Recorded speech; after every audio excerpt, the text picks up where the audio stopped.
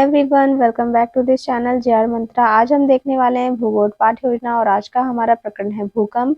तो आज हम इस पे ये वीडियो कवर करेंगे। तो इसके पहले मैंने आपको 50 लेसन प्लान प्रोवाइड कर दिए हैं। आई होप कि वो सारे आपके लिए हेल्पफुल रहे होंगे और आप अंडरस्टैंड किए होंगे अच्छे तरीके से। और आज का जो वीडियो है ये भी आपका हेल्पफुल होने वाला है।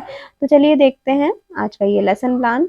सबसे पहले यहाँ पर आप पाठ्यक्रम नंबर लिखेंगे, आपका जो भी लेसन प्लान नंबर होगा। फिर आप विद्यालय का नाम लिखेंगे, आपकी टीचिंग जिस स्कूल में लगी होगी आप उस विद्यालय का नाम लिखेंगे। फिर आपका छात्राध्यापक या छात्राध्यापिका का नाम, यहाँ पर आप अपना नाम फिल करेंगे।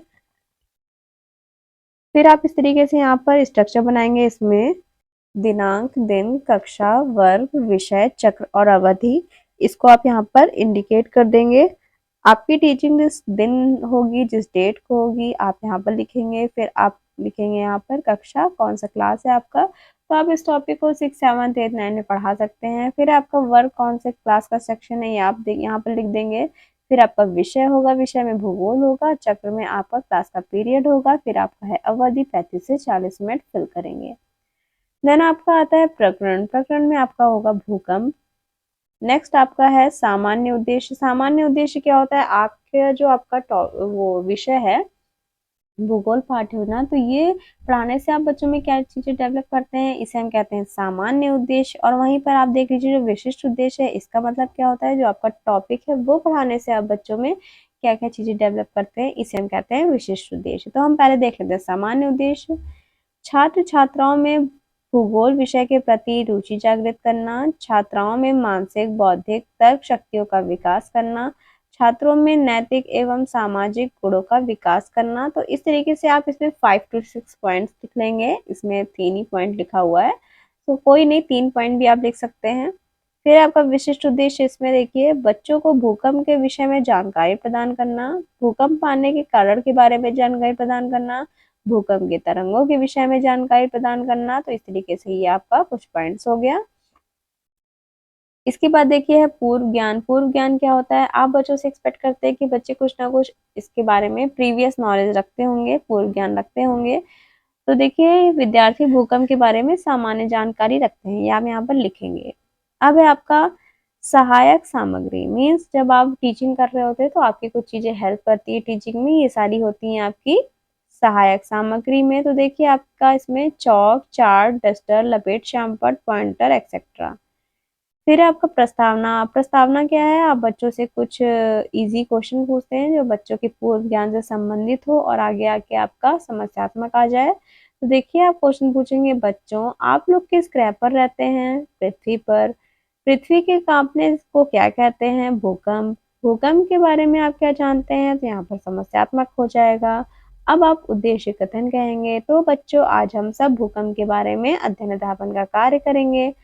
अब है आपका प्रस्तुतिकरण। प्रस्तुतिकरण क्या होता है, प्रेजेंटेशन। आप बच्चों को किस तरीके से अपने इस टॉपिक को प्रेजेंट करते हैं, किस तरीके से पढ़ाते हैं, किस तरीके से ब्लैक बोर्ड वर्क करते हैं, किस तरीके से आप एक्सप्लेनेशन मेथड का यूज करते हैं, क्वेश्चन आंसर मेथड का यूज करते हैं, ये सारी चीजें आपकी किसमें, प्रस्तुतिकरण में आ जाती हैं। देखिए सबसे पहले आप यहाँ पर टीचिंग पॉइंट बढ़ाएंगे, शिक्षण बिंदु, भूकंप किसे कहते हैं, या फिर भूकंप आप सिर्फ यहाँ पर लिखेंगे भूकंप। तो देखिए आप एक्सप्लेन करेंगे, पृथ्वी की परपटी का अचानक कांप जाना ही भूकंप कहलाता है। भूकंप आने के दो कारण होते हैं, मानवकृत कारण और प्राकृतिक कारण। अब आप कारणों के बारे में पॉइंट्स यहाँ पर बनाएंगे। मानवकृत कारण, मानव पहाड़ों को तोड़कर समतल बनाता है या तो विस्फोट पदार्थों का प्रयोग करता है, इससे क्या होता है, भूकंप आ जाता है। प्राकृतिक कारण क्या है, पृथ्वी की परपटी या पपड़ी के नीचे जो स्थित ऊर्जा है वह ऊपर की तरफ धक्का देती है, जिससे ऊपर की जो पपड़ी होती है वो कांप जाती है, वह प्राकृतिक आपदा कारण होता है। तटीय क्षेत्रों में भूकंप अधिक आते हैं। परिप्रशांत महासागरीय भूकंप पेटी कहा जाता है जिसे। दूसरा क्षेत्र भूमध्य सागर से हिमालय पर्वत तक फैला हुआ है, जिसे अंत महाद्वीपीय पेटी कहा जाता है। विज्ञान की वह शाखा जिसमें भूकंपीय लहरों का सिस्मोग्राफ यंत्र द्वारा अंकन व अध्ययन किया जाता है, उसे क्या कहते हैं, भूकंप विज्ञान कहते हैं। भूकंप की तीव्रता रिएक्टर स्केल से मापा जाता है। भूकंप का अध्ययन सिस्मोग्राफ से किया जाता है। जिस जगह से भूकंप का कंपन प्रारंभ हो उसे भूकंप मूल कहते हैं और जहां पर सबसे अधिक लहरों का अनुभव हो उसे भूकंप केंद्र कहते हैं। पृथ्वी की सतह से 300 से 700 किलोमीटर से भूकंप उत्पन्न होता है। भूकंपीय तरंगों के प्रकार अब बताएंगे आप, नेक्स्ट पॉइंट बनाएंगे यहाँ पर आप तरंगों के प्रकार के बारे में बताएंगे। प्राथमिक तरंगे, द्वितीयक तरंगे और धरातलीय तरंगे। तो देखिए आप प्राथमिक तरंगों के बारे में बताएंगे। इसे अनुदैर्ध्य तरंगे भी कहते हैं। इसकी गति 6 से 8 किलोमीटर होती है प्रति सेकंड। ये तीनों माध्यमों से गुजरती है। इसका आयाम कम होता है व नुकसान भी कम होगा। अब है आपका द्वितीयक तरंगे। इसे अनुप्रस्थ तरंगे भी कहते हैं। इसकी गति 4 से 6 किलोमीटर होती है। ये तरंगे ठोस द्रव से नहीं गुजरती। उसका आयाम पी तरंगों से थोड़ा ज्यादा होता है।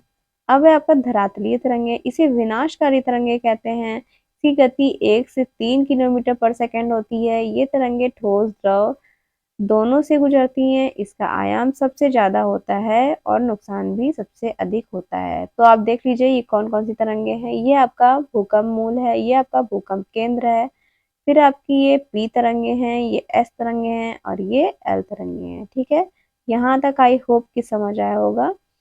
अब आप देखिए बोध प्रश्न कर देंगे बच्चों से, जो भी आप पढ़ाएं उसमें से क्वेश्चन करेंगे। भूकंप किसे कहते हैं, भूकंप तरंगे किसे कहते हैं, भूकंप आने के कारण क्या क्या होते हैं।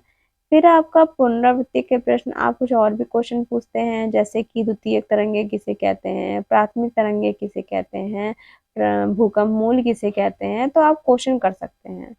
अब है आपका निरीक्षण कार्य। आप बच्चों को क्या करेंगे, जो भी इम्पोर्टेंट पॉइंट्स होंगे जो आप ब्लैक बोर्ड पर लिख रहे थे, अब उसे बच्चों को बोलेंगे नोटबुक में लिखने के लिए और क्लास में राउंड लाएंगे आपके कि सारे बच्चे लिख रहे हैं या नहीं। तो देखिए नेक्स्ट है आपका गृह कार्य। यहाँ पर आप बच्चों को होमवर्क दे देंगे, भूकंपीय तरंगों को विस्तार पूर्वक लिखिए। तो आई होप कि आपको समझ आया होगा। हमारा नेक्स्ट टॉपिक होगा ज्वालामुखी, हम नेक्स्ट टॉपिक में देखेंगे। तो अगर आपने मेरे चैनल को अभी तक सब्सक्राइब नहीं किया है तो सब्सक्राइब करके बेल आइकन प्रेस कर दीजिएगा और प्लीज़ मेरे चैनल को सब्सक्राइब करने के बाद लाइक शेयर एंड कमेंट करना बिल्कुल भी ना भूलें। Thank you so much guys for watching this video.